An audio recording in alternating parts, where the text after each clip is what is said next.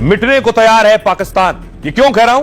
क्योंकि भारत से पिटने के बाद पाकिस्तान को अभी भी लग रहा है कि वो भारत से लड़ने की ताकत रखता है, हैसियत रखता है। दरअसल पिछले दिनों आर्मी चीफ पहुंचे थे बॉर्डर पर, बीकानेर बॉर्डर पर आर्मी चीफ पहुंचे और वहां पहुंचने के बाद उन्होंने पाकिस्तान के भूगोल बदलने की बात की थी और साथ ही भारत से कहा गया कि ऑपरेशन सिंदूर 2.0 में अब सीजफायर नहीं होगा, पूरी तरह से पाकिस्तान का खात्मा होगा। तो सेना प्रमुख ने दरअसल चिताया था कि वो पाक का नामो निशान मिटा देंगे। पाकिस्तान को तय करना होगा कि उसे नक्शे में रहना है या नहीं, क्योंकि जिस तरह से भारत ने ऑपरेशन सिंदूर में संयम रखा है, अब की बार भारत वैसा संयम नहीं रखेगा। आगे की कार्रवाई होगी। अगर पाकिस्तान को भूगोल में अपनी जगह बनानी है तो पाकिस्तान को आतंकवाद को संरक्षण देना बंद करना पड़ेगा। पाकिस्तान ने इस पर कहा है। पाक फौज ने कहा अगर हिंदुस्तान से युद्ध हुआ तो तबाही होगी। दोनों देशों के बीच अब युद्ध हुआ तो विनाशकारी साबित होगा। अगर दुश्मनी का नया दौर शुरू हुआ तो हम पीछे नहीं हटेंगे। पाक फौज ने दावा किया कि बिना हिचकिचाहट के जवाब देंगे।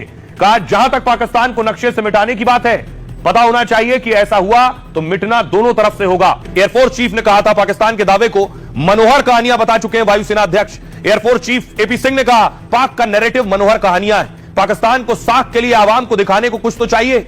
हमने पाक के F-16, J-17 समेत 5 से ज्यादा विमान बर्बाद कर दिए। इस पर पाकिस्तानी सेना के रक्षा मंत्री ख्वाजा आसिफ की धमकी आई। अब जंग हुई तो भारत अपने ही विमानों के मलबे में दब जाएगा। पाक अल्लाह के नाम पर बना मुल्क है, उनके सिपाही हमारे रक्षक हैं। ख्वाजा ने पोस्ट किया भारतीय लीडरशिप भड़काऊ बयान दे रही है। अपनी खोई हुई विश्वसनीयता पाने के लिए वो ऐसा कर रहे हैं। पाक लंबी दूरी की उन्नत हथियार बनाने में नाकाम हो गया। भारत में मिसाइल, युद्धपोत, रफाल स्वदेशी हथियार बन रहे हैं। भारत का रक्षा उद्योग बड़ा, जबकि पाक का बहुत सीमित है।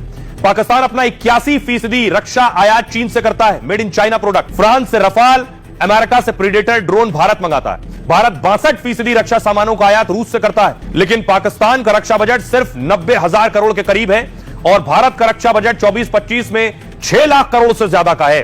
पाक की दूसरी बैलिस्टिक मिसाइल अबाबील चीनी मदद से बनी हुई है। भारत के पास ब्रह्मोस जैसी घातक स्वदेशी मिसाइल है, जबकि पाक की शाहीन 3 मिसाइल 2800 किलोमीटर हमला करती है, तो 5000 से भी ज्यादा किलोमीटर तक मार कर सकती है भारत की मिसाइल अग्नि। भारत की सबसे लंबी दूरी की बैलिस्टिक मिसाइल अग्नि 5 है, जबकि पाकिस्तान के पास करीब 170 परमाणु हथियार हैं। सिपरी के मुताबिक हिंदुस्तान के पास 180 परमाणु हथियार हैं, लेकिन पाकिस्तान सस्ते चाइनीज हथियारों पर निर्भर है। हिंदुस्तान के पास मजबूत तकनीक वाले हथियारों का जखीरा है। अब आपको बताऊं पीओके में कैसे घुटनों पर आ गए शाहबाज और मुनीर। पीओके की घर वापसी की संभावना से पाकिस्तान डरा, प्रदर्शनकारियों के आगे पीओके में घुटने टेक दिए, जिसके बाद पीओके में चल रहा विरोध प्रदर्शन बंद हुआ।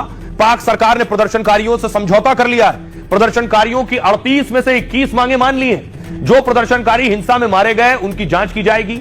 मारे गए प्रदर्शनकारियों के परिजनों को मुआवजा मिलेगा। हर परिवार से एक सदस्य को 20 दिनों में नौकरी दी जाएगी। साथ ही जो लोग हिंसा में घायल हुए हैं उन्हें 10 लाख रुपए भी मिलेंगे। पीओके सरकार हेल्थ कार्ड स्कीम के लिए 15 दिन में फंड दे रही है। साथ ही पीओके में सरकार के मंत्रियों सलाहकारों की संख्या 20 की 12 आरक्षित सीटों को लेकर 6 सदस्यीय कमेटी बनाई जाएगी। ये सब फैसले इसलिए किए गए क्योंकि लोग सड़कों पर उतरे थे। बिजली, पानी और कई मांगों को लेकर प्रदर्शन किया जा रहा था।